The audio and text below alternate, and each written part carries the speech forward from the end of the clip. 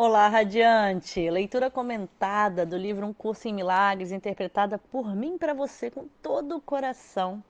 A gente está no capítulo 4, as ilusões do ego, versículo 7, criação e comunicação. Primeiro parágrafo, respira fundo, abre seu coração, se puder fechar os olhos, fecha e vamos. É claro que, apesar do conteúdo de qualquer ilusão particular do ego não ter importância, a sua correção é mais útil em um contexto específico. Embora a mente seja por natureza abstrata, as ilusões do ego são bastante específicas. Parte da mente, porém, vem a ser concreta quando ela se divide. Lembrando que o ego é a parte da mente que está iludida, né? Que está dividida. A parte concreta acredita no ego porque o ego depende do concreto. O ego é a parte da mente que a tua existência é definida, que acredita que a tua existência é definida pela separação. Pronto. A gente tem agora a definição do ego perfeita. Se você não sabia o que é ego sob esse contexto iluminado, é a parte da sua mente, ou seja, não é a mente toda, não é você, não é um outro eu, não é um eu mal que te divide, não é uma parte da mente que você vai ter sempre que lutar. É apenas uma parte da mente que acredita ainda que a sua existência é definida pela separação. Que você não é um ser iluminado, que você não tem nada desses direitos todos, ainda acredita nisso. Parágrafo 2º. Tudo que o ego percebe é um todo separado, sem os relacionamentos que estão implicados no que é. O ego é, assim, contrário à comunicação, exceto na medida em que o usa para estabelecer o estado da separação ao invés de aboli-lo. O sistema de comunicação do ego está baseado no seu próprio sistema de pensamento, assim como tudo mais que ele dita. Sua comunicação é controlada pela necessidade que tem de proteger-se, e ele interromperá a comunicação quando experimentar a ameaça. Essa interrupção é uma reação a uma ou mais pessoas específicas. A especificidade do pensamento do ego resulta então numa generalização falsa, que não é realmente nada abstrata. Meramente responde de certas formas específicas a todas as coisas que ele percebe como se estivessem relacionadas com a experiência ameaçadora. Então, assim, está falando da comunicação com outras pessoas, né? Ele está falando o quanto o ego. E se você perceber e prestar atenção em você, em outras pessoas, a maioria, grande maioria das pessoas com quem você interage, passa a prestar atenção nisso. A pessoa se comunica a partir do sistema de pensamento próprio. Ou seja, ela não está te ouvindo, ela não está te percebendo de fato, ela não está presente ali. Ela traz o sistema de pensamento dela, que acredita muito na ameaça, ou seja, não só na ameaça, como o que ela pode ganhar contigo. Então, todas as crenças estão ali o tempo inteiro e ali ela vai interromper a comunicação, energeticamente inclusive, né? Pela necessidade de se proteger. Olha só, é uma reação. Meramente, a especificidade do pensamento do ego resulta, então, numa generalização falsa, que não é nada abstrata, quer dizer, você entende aquilo como real, e responde de certas formas específicas a todas as coisas que ele percebe, como se estivessem relacionados com a experiência ameaçadora. Então, o ego é esse sistema todo amedrontado, né? Inclusive, você está dirigindo o carro, você reage, estou com medo aqui, isso aqui é perigoso. Você está andando na rua, olha para o lado para as pessoas, é ameaçadora. Você vai no mar, você vê, ai meu Deus, eu vou entrar no mar, é perigoso. É o tempo inteiro, tudo tem uma ameaça. As pessoas, né? As pessoas que você ama também, que você está sempre se relacionando, o que a pessoa vai tirar de mim, o que a pessoa está me ameaçando. Isso é muito sutil, mas muito real. Terceiro parágrafo. O espírito, de forma contrastante, reage do mesmo modo a tudo o que ele conhece como verdadeiro e não responde a absolutamente nada mais. Ele também não faz nenhuma tentativa de estabelecer o que é verdadeiro. Tem o conhecimento de que o verdadeiro é tudo que Deus criou. Está em comunicação completa e direta com todos os aspectos da criação, porque está em comunicação completa e direta com seu Criador. Essa comunicação é a vontade de Deus. Criação e comunicação são sinônimos. Olha isso. Deus criou cada mente comunicando a sua mente, a mente de Deus, né, a ela, estabelecendo-a assim para sempre como um canal para a recepção da sua mente e vontade. Ou seja, a gente tem dentro da nossa mente, que muitas vezes a gente fala, mente, mente. Não. A mente é um lindo sinalizador, é um codificador das mensagens de Deus, mas existe uma parte muito forte do ego que a gente aprendeu a acreditar durante essa experiência terrena que nos bloqueia.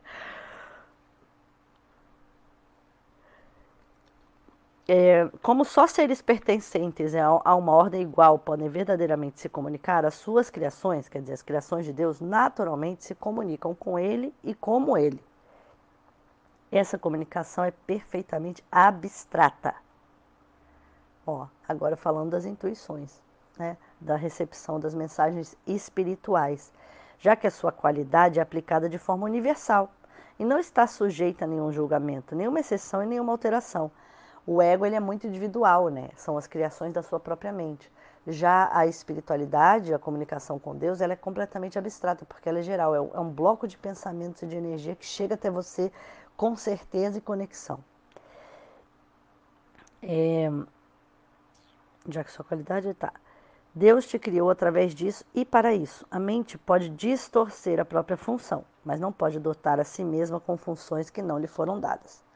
E é por isso que a mente não pode perder de forma total a capacidade de se comunicar, embora possa se recusar a usá-la em favor do que ela é.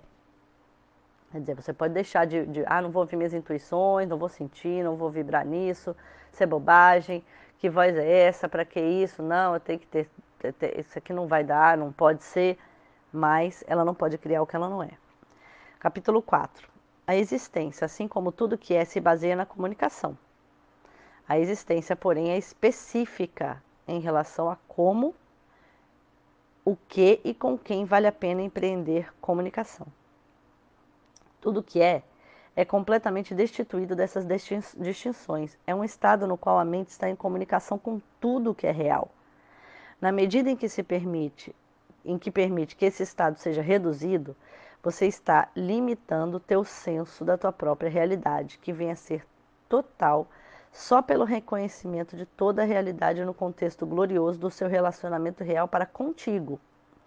Essa é a tua realidade. Não a profane e não recue diante dela. Ela é o teu lar, o teu templo real e o teu ser real. Então, assim,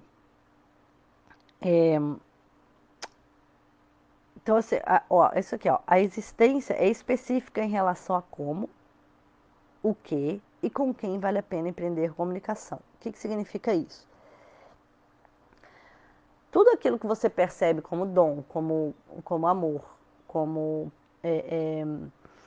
missão, propósito, ele se aplica à comunicação, quer dizer, vai estar relacionado a algo que você vai doar ao mundo, você vai se conectar com o outro, com os seres ao seu redor. E uma vez essa comunicação estabelecida com Deus e mantida, a existência vai ser específica, ou seja, vai trazer você para a comunicação com quem você precisa estar, aonde você está e quem vale a pena empreender essa comunicação naquele momento. É um estado no qual a mente está em comunicação com tudo o que é real. Você vai permitindo, quando você permite que esse estado seja reduzido, você está limitando o teu senso da tua própria realidade. E aí acaba que você tira a real comunicação com você mesmo, né? Porque quando você só consegue ter essa comunicação total pelo reconhecimento de toda a realidade no contexto glorioso do seu relacionamento real consigo mesmo. Essa é a sua realidade. Se você profanar isso e recuar diante disso, você perde o senso de orientação. E aí vai tentar confiar no ego. O ego te dá a sensação de que não dá para confiar. E aí você se sente extremamente frágil diante da habilidade de lidar com a vida. E aí não consegue confiar de novo na comunicação real, entende? Parágrafo 5. Deus, que abrange tudo o que é, criou seres que têm tudo individualmente, mas querem compartilhar o que têm para aumentar a própria alegria. Olha isso, gente. Nada que é real pode ser aumentado, exceto pelo compartilhar. Essa é a razão pelo qual Deus te criou. A abstração divina alegra-se em compartilhar. Isso é o que significa a criação. Como, o que e com quem são aspectos irrelevantes, porque a criação real tudo dá, pois só pode criar como ela própria. Lembra que no reino não há diferença entre ter e ser, como há na existência. No ser, a mente dá tudo sempre. Para tudo, né, gente? Para tudo. A gente tem tudo individualmente, mas queremos compartilhar o que nós temos para aumentar a própria alegria. Nada do que é real pode ser aumentado, exceto pelo compartilhar. Olha isso. Sexto parágrafo. A Bíblia repetidamente declara que deve louvar a Deus. Isso dificilmente significa que deveria dizer a Deus o quão maravilhoso Ele é. Ele não tem ego que possa aceitar tal louvor, nem percepção para julgá-lo. Mas a menos que você faça a sua parte na criação, a sua alegria não é completa, porque a tua é incompleta. Então, assim, a maneira real de louvar a Deus no conceito de você honrar a Deus e de agradecer a Deus é, a menos que você faça a sua parte na criação, a sua alegria, ou seja, a alegria de Deus não está completa, porque a tua alegria, a nossa, não está incompleta. Então, quando a gente faz a nossa parte na criação, quando a gente vive o nosso propósito, quando a gente honra a nossa missão, quando a gente se conecta e acredita, é aí que a gente está louvando a Deus. E isso Ele sabe disso no seu próprio ser e na experiência dele, da experiência de seu filho. A saída constante do seu amor, do amor de Deus, é bloqueada quando os seus canais, os canais de Deus, estão fechados. E Deus, é solitário quando as mentes que criou não se comunicam plenamente com ele. Ou seja, a nossa alegria coletiva é diminuída quando a gente deixa de ouvir a nossa função universal. Parágrafo 7. Deus tem mantido o teu reino para você, mas não pode compartilhar a sua alegria contigo enquanto você não reconhecer isso em toda a sua mente. Aquela ideia de que faça a sua luz brilhar, nós somos estrelas na terra, e quando você não brilha, uma luz no céu se apaga, o lugar da luz brilhar continua lá. Cabe você ocupar. A revelação não é suficiente, porque é apenas comunicação de Deus, ou seja, você tem uma intuição, uma revelação não é suficiente. Deus não necessita que a revelação seja restituída a Ele, que seria claramente impossível, mas Ele quer que ela seja traduzida aos outros. Isso não pode ser feito com a revelação em si, seu conteúdo não pode ser expressado, porque é intensamente pessoal para a mente que a recebe. Pode, contudo, ser restituída por essa mente a outras, através de atitudes que o conhecimento resultante da revelação traz. Você recebe uma revelação de que você tem que agir naquela direção, de que você tem que mudar isso, de que você tem que fazer aquilo, e aquilo é muito nítido. Aí ou você age naquela direção e compartilha isso através da sua mudança de atitude, mudança de vida, e experimentando isso e compartilhando isso com os outros, que aí você experimenta Deus, ou você bloqueia e volta para o ego. Eu vou ler a última parte daqui porque é menorzinha, esse parágrafo é pequenininho. Parágrafo 8. Deus é louvado sempre que qualquer mente aprende a ser totalmente útil. Deus é louvado sempre que qualquer mente aprende a ser totalmente útil. Isso é impossível sem que ela seja totalmente inofensiva, porque as duas crenças obrigatoriamente coexistem. Quer dizer, a crença de que Deus é louvado sempre que a sua mente é totalmente útil e de que você é totalmente inofensivo, ou seja, você não entra nessa sensação que o parágrafo não, esse versículo fala, de que o ego fica se separando, reagindo, baseado no sistema de proteção. Os verdadeiramente úteis são invulneráveis, porque não estão protegendo seus egos e assim não podem feri-los. A sua utilidade é o seu louvor a Deus, e Ele restituirá esse louvor porque eles são como Ele e podem junto regozijarem-se. Deus se estende a eles através deles e há grande alegria em todo o reino. Cada mente que é mudada adiciona a essa alegria com a própria disponibilidade individual de compartilhá-la. Os verdadeiramente úteis são os trabalhadores de milagres de Deus, a quem eu dirijo, até que estejamos todos unidos na alegria do reino. Eu te dirigirei aonde tu possa ser verdadeiramente útil e a quem possa seguir a minha orientação através de ti. Não precisa falar mais nada, né? Ouve, sente e segue.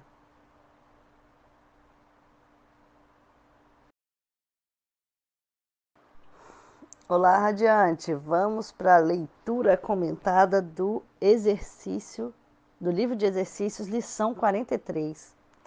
Deus é minha fonte, eu não posso ver a parte dele. Respira fundo e ouve, com o coração. A percepção não é um atributo de Deus. Seu reino é o reino do conhecimento. Mas ele criou o Espírito Santo como mediador entre a percepção e o conhecimento. Sem esse elo com Deus, a percepção teria substituído o conhecimento para sempre na tua mente. Com esse elo com Deus, a percepção virá a ser tão mudada e purificada que conduzirá ao conhecimento. Essa é a sua função, tal como o Espírito Santo a vê. Portanto, essa é a sua função na verdade. Você não pode ver Deus. A percepção não tem nenhuma função em Deus e não existe. Mas na salvação, que é o desfazer daquilo que nunca foi, a percepção tem um propósito poderoso. Feita para o Filho de Deus com um propósito não santo. Feita pelo Filho de Deus com um propósito não santo, tem que vir a ser o meio para a restauração da sua santidade à sua consciência. A percepção não tem significado. No entanto, o Espírito Santo lhe dá um significado muito próximo ao de Deus. A percepção curada vem a ser o meio pelo qual o Filho de Deus perdoa o seu irmão e assim perdoa a si mesmo. Quer dizer, esse mundo que a gente escolhe criar com a nossa mente, é o Espírito Santo, né, que seria esse intermediário de Deus, essa tríade, essa força de luz, os seres de luz que estão ali, né, nos conduzindo ao caminho espiritual, vem auxiliar a gente a entender. E quando fala, portanto, essa é a sua função, né, do Espírito Santo, vai purificar essa percepção, que não é o conhecimento, aqui associando percepção a tudo aquilo que a gente cria de forma errada da realidade, como a gente percebe a realidade, isso pode ser muito individual, de acordo com as crenças, culturas, traumas, etc. E de acordo também com o conhecimento. Então, assim, a percepção curada veio a ser o meio pelo qual o Filho de Deus perdoa o seu irmão. E assim perdoa a si mesmo. A hora que você percebe as coisas, é muito normal isso, quando a gente tem uma iluminação, a gente passa a enxergar de forma verdadeira. É muito comum que a gente fala, meu Deus, como eu estava vendo isso errado. Como eu estava achando que o outro pensava de forma que não tem nada a ver. Olha como eu fui burra, ou como eu fui burra. Geralmente isso é muito comum, né? A gente até se punir nesse sentido. Meu Deus, como é que pode? Eu estava vendo muito errado. Perdão, Senhor. Isso é muito natural, é instantâneo, espontâneo. E a gente perdoa o irmão e perdoa a nós mesmos. Você não pode ver a parte de Deus, porque não pode ser a parte de Deus. O que quer que você faça, está fazendo nele, porque o que quer que pense, pensa com sua mente. Se a visão é real, ela é real na medida em que compartilha do propósito do Espírito Santo. Então não pode ver a parte de Deus. 3 períodos de prática de 5 minutos são requeridos hoje. Um o mais cedo possível e o outro mais tarde possível no seu dia. O terceiro pode ser empreendido no momento que mais convier e se for oportuno que as circunstâncias e o teu estado de prontidão permitirem. No início desse período de prática, repete a ideia para o dia de hoje para si mesmo de olhos abertos. Em seguida, olha para a tua volta por um breve período de tempo, aplicando a ideia especificamente ao que você vê. 4 ou 5 sujeitos para essa frase de período de prática são suficientes. Você pode dizer, por exemplo, Deus é minha fonte, eu não posso ver essa escrivaninha a parte dele. Deus é minha fonte, eu não posso ver aquele retrato a parte dele. Embora essa parte do período do exercício deva ser relativamente curta, se certifica que está selecionando indiscriminadamente Ou seja, não fica escolhendo não, vai lá olhando e fazendo isso. Para essa fase da prática, sem incluir ou excluir de forma autodirigida. Para a segunda fase, que é mais longa, feche os olhos, repete a ideia de hoje mais uma vez, e então deixa que qualquer pensamento relevante que te ocorra adicione algo à ideia, à tua maneira pessoal. Pensamentos como: eu vejo através dos olhos do perdão, eu vejo um mundo abençoado, eu vejo poder mostrar a mim mesmo, o mundo pode me mostrar a mim mesma, eu vejo meus próprios pensamentos que são como os de Deus e por aí vai. Qualquer pensamento mais ou menos relacionado à forma direta com a ideia de hoje é adequado. Não é necessário que você tenha uma relação óbvia com a ideia, mas não deve estar em oposição a ela. Se você achar que a sua mente está divagando, se começar a estar ciente de pensamentos que estão claramente em desacordo com a ideia de hoje, ou se parecer incapaz de pensar em qualquer coisa, abre os olhos, repete a primeira frase: Deus é minha fonte, eu não posso ver a parte dele. Abre os olhos. Ixi. Repete a primeira frase do período do exercício e então tenta a segunda fase novamente.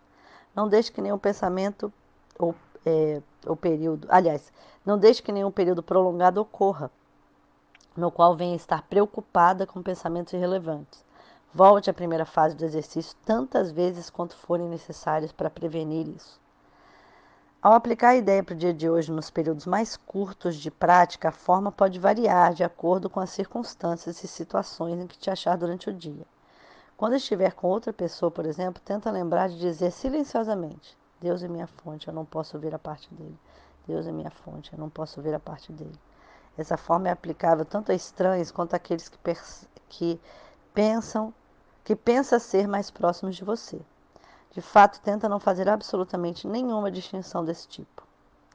A ideia de hoje também deve ser aplicada ao longo do dia a várias situações e eventos que possam ocorrer, particularmente aqueles que pareçam te afligir de algum modo.